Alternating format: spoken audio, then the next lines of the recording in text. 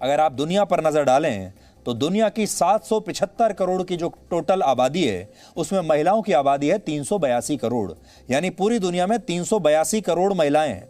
आज इन 382 करोड़ महिलाओं को अफगानिस्तान की 1.25 करोड़ महिलाओं की आजादी के लिए अपनी एकता दिखानी होगी। और आज हम दुनिया भर की महिलाओं से यह अपील करते हैं कि वो एक हो जाएं, वो एक मुहिम चलाएं। हम उनसे ये नहीं कह रहे कि वो अफगानिस्तान आ जाएं, वो यहाँ पर लड़ाई लड़ें या बंदूकें उठा लें, लेकिन महिलाएं बहुत बड़े बड़े मुहिम चला सकती हैं। आपको याद होगा कुछ वर्ष पहले दुनिया भर की महिलाएं जब एकजुट हुई थीं तब उन्होंने मी टू नाम का एक कैंपेन चलाया था, मी टू नाम की मुहिम चलाई थी। और मी टू में आपको याद होगा बड़े बड़े शक्तिशाली जो पुरुष थे जिनको लोग कहते थे कि इनका कुछ नहीं बिगड़ सकता, ऐसे लोगों को भी अपनी कुर्सियों से उतरना पड़ा था, इस्तीफे देने पड़े थे, जेल जाना पड़ा था। आज वो समय फिर आ गया है जब हम ये कहेंगे कि दुनिया भर की करोड़ों महिलाओं को एक साथ आना होगा और उन्हें करना कुछ नहीं है। आजकल सबके पास मोबाइल फोन है, आपको एक बटन दबाना है, लेकिन आपको सबसे पहले अपने परिवार, उसके बाद अपना समाज, सोसाइटी और उसके बाद अपने देश पर, अपने देश के नेता और सरकार पर यह दबाव डालना है कि उन्हें अफगानिस्तान में दखल अंदाजी करनी होगी और अफगानिस्तान की 1.25 करोड़ महिलाओं को बचाना होगा। आज जब हम अफगानिस्तान की महिलाओं के बारे में सोचते हैं तो जो पहली तस्वीर हमारे दिमाग में आती है उसमें महिलाएं सिर से पैर तक नीले और काले बुर्के में नजर आती हैं। लेकिन अफगानिस्तान में महिलाओं की स्थिति हमेशा से ऐसी नहीं थी। 1960 और 1970 के दशक में अफगानिस्तान महिलाओं को लेकर बहुत उदार था।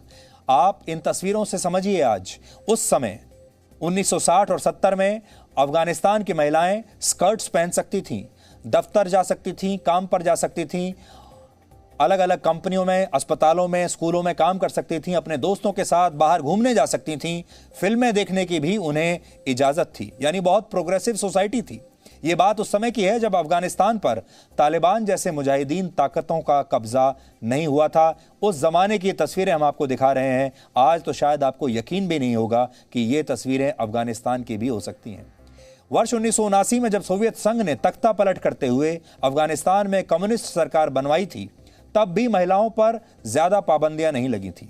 लेकिन 1990 के दशक में सब कुछ रातों रात बदल गया और 1996 में तालिबान की सरकार बनने के बाद से तो महिलाओं पर शरिया कानून थोप दिए गए और जिन लड़कियों ने इसका विरोध किया उनकी हत्या कर दी गई या उनका वर्षों तक दमन किया गया, जेल में डाल दिया गया।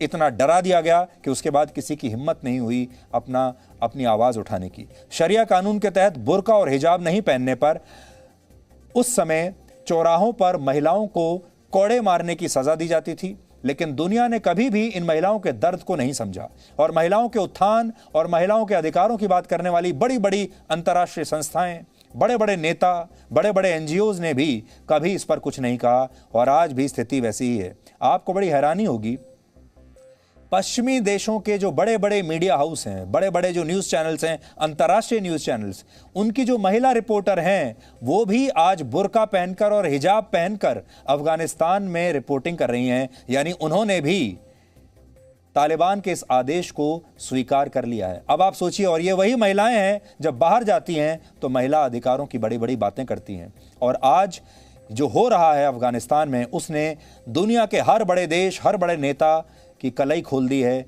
उनकी पोल खोल दी है, क्योंकि महिलाओं के अधिकारों की बात करना बड़ा फैशनेबल माना जाता है। पुरस्कार बड़े बड़े उन्हीं को मिलते हैं और ऐसे ही बातें करके दुनिया भर के नेताओं ने अपनी छवि चमकाई है। लेकिन आज जब कुछ कर गुजरने की बारी आई है, सब चुप बैठे हैं। आज कई देश ये कह रहे हैं कि महिलाओं को लेकर तालिबान का रुख बदला है। तालिबान ने कहा है कि वो महिलाओं को आज़ादी देगा, बुर्के की अनिवार्यता को खत्म करेगा, केवल हिजाब जरूरी होगा। इस्लाम के मुताबिक महिलाओं को काम करने के अवसर भी दिए जाएंगे और लड़कियों को पढ़ने लिखने से भी वो रोकेंगे नहीं, ऐसा तालिबान कह रहे हैं। हमारे जो संवाददाता हैं वहाँ पर, अनस मलिक, उन्होंने एक टीवी स्टेशन में जाकर वहाँ की महिलाओं से बात की। आप भी देखिए वो क्या कहती हैं। We can't say now that am I safe or not, but when we see the security of Taliban, they told to all of Afghan journalists that they are women, girls, boys, whenever they work in the government of the Mohammad Ashraf Ghani. So now I can't say that am I safe or not? मेरा नाम गुलालाई creamy है और मैं एक पत्रकार हूँ। इस समय जो हालात हैं उससे ये साफ है कि जो भी 20 साल से हमने बनाया है हम उसे इसकी वजह से खोना नहीं चाहेंगे। हमें आगे बढ़ना है। मैं अपनी सरकार से अपील करूंगी कि जो महिलाएं काम कर रही हैं उन्हें करने दिया जाए।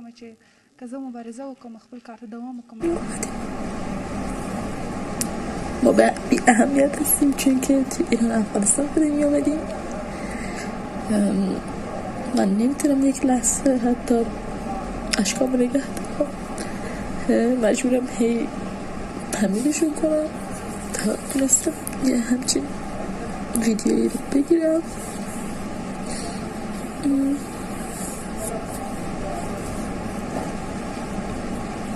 کسی به ما اهمیت نمیده و ما توی تاریخ هم میمیریم. خیلی خنده دار.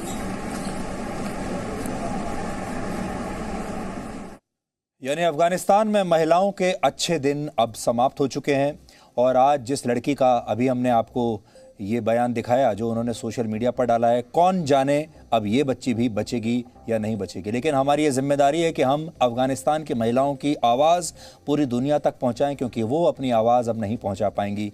ज़्यादातर महिलाएं अपने घरों में बंद हैं, वो बाहर नहीं निकल सकती और जो महिलाएं हैं वो मीडिया से बात नहीं करना चाहती, अपनी शक्ल नहीं दिखाना चाहती, क्योंकि उन सबको डर है कि अगर उन्होंने कुछ भी कहा तो उन्हें मार डाला जाएगा।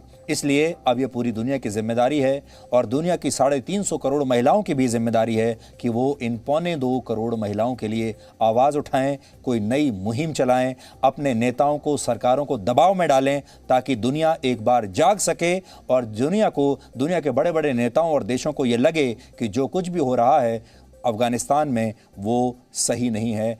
और माहौल ऐसा होना चाहिए कि दुनिया भर के नेताओं को रात में नींद ना आए, क्योंकि जो लोग आज़ादी के योग्य नहीं होते वो लोग आज़ादी का हमेशा दुरुपयोग करते हैं, जैसा अफगानिस्तान में तालिबान कर रहा है। और अफगानिस्तान के पड़ोसी देश पाकिस्तान की स्थिति भी कुछ ज़्यादा बेहतर नहीं है। वर्ष 1940 में मुस्लिम लीग ने लाहौर में पहली बार भारत के बंटवारे का और पाकिस्तान नामक एक नया देश बनाने का प्रस्ताव पारित किया था। लाहौर में जिस जगह पर यह प्रस्ताव पारित हुआ उसे मीनारे पाकिस्तान कहते हैं। पाकिस्तान ज़मीन के इस टुकड़े को अपनी आज़ादी का गवाह मानता है, लेकिन इस बार 14 अगस्त को यानी पाकिस्तान के स्वतंत्रता दिवस के दिन ठीक इसी जगह पर पाकिस्तान के लोगों ने वहीं की एक महिला के साथ जो दुर्व्यवहार किया उसकी तस्वीरें पूरी दुनिया को देखनी चाहिए।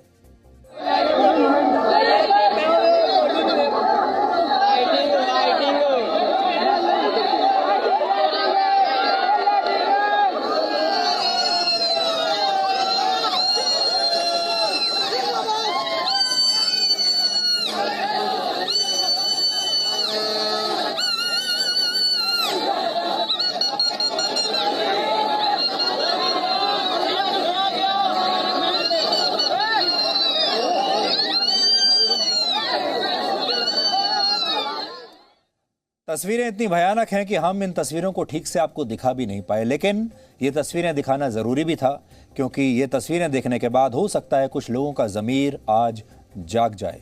14 अगस्त की शाम आयशा नाम की ये महिला मीनारे पाकिस्तान के पास अपना एक टिकटॉक वीडियो बना रही थी, क्योंकि ये एक टिकटॉकर है, ये एक वीडियो बनाती है और टिकटॉक पर अक्सर अपलोड करती रहती है। तभी वहाँ सैकड़ों पुरुषों की एक भीड़ जमा हो गई और इस भीड़ ने आयशा के साथ बदसलूकी शुरू कर दी। आयशा के कपड़े तक फाड़ दिए, उनके साथ अश्लीलता की और अभद्र टिप्पणियाँ की। सोचिए, एक लड़की और उसको 400 से 500 लोगों की भीड़ ने चारों तरफ से घेर लिया और फिर काफ़ी लंबे समय तक उसके साथ ये बदतमीजी चलती रही। करीब 2.5 घंटे तक ये सब कुछ होता रहा और किसी ने भी उसे बचाने की कोशिश नहीं की, किसी ने भी इन वहशियों को रोका नहीं। और जब आयशा लगभग बेहोशी की हालत में आ गई तब एक बच्चे ने इस भीड़ से कहा कि तुम लोगों को शर्म नहीं आती, तुम ये क्या कर रहे हो। इसके बाद भीड़ आयशा को मरने के लिए वहां छोड़कर वहां से चली गई। इस दौरान आयशा और उनके दोस्तों ने कई बार पुलिस से मदद मांगी, लेकिन पुलिस भी पहुंची नहीं। ये तस्वीरें जब वायरल हो गई सोशल मीडिया पर, तब जाकर 400 अज्ञात लोगों के खिलाफ एक FIR दर्ज की गई और कुछ लोगों को गिरफ्तार भी किया गया है। पाकिस्तान की 11 करोड़ और अफगानिस्तान की 1.25 करोड़ महिलाओं की स्थिति में कोई ज्यादा फर्क नहीं है, क्योंकि इन दोनों देशों में कट्टरपंथी ताकतें हावी हैं जो महिलाओं को इंसान समझती ही नहीं। इसीलिए आज हम पूरी दुनिया की महिलाओं से अपील कर रहे हैं कि उनके पास सोशल मीडिया जैसा हथियार है। अगर पूरी दुनिया के लोग एक साथ आ जाएंगे, महिलाएं खासतौर पर एक साथ आ जाएंगी, तो अफगानिस्तान की महिलाओं के लिए एक बहुत बड़ा एक ग्लोबल कैंपेन हम चला पाएंगे। लाहौर में जो कुछ भी हुआ वो सीधे सीधे आज़ादी का खुलेआम दुरुपयोग है और आज दुनिया की 382 करोड़ महिलाओं को ये सोचना होगा कि वो पाकिस्तान की 11 करोड़ और अफगानिस्तान की 1 करोड़ 85 लाख महिलाओं की रक्षा के लिए कैसे सामने आ सकती हैं, ताकि इस तरह के जो शासन हैं, जो कट्टर क्रूर शासन है, इन्हें हटाया जा सके। आज के युग में, आज के ज़माने में जब हम चांद पर जाने की बात कर रहे हैं, मार्स पर जाने की बात कर रहे हैं, हम अपनी सेनाओं में महिलाओं को शामिल करने की बात कर रहे हैं और दुनिया के कुछ हिस्सों में आज भी महिलाओं को इंसान ना समझा जाए, ऐसा कैसे हो सकता है? Presenting B News app available on Google Play and App Store. Download it now.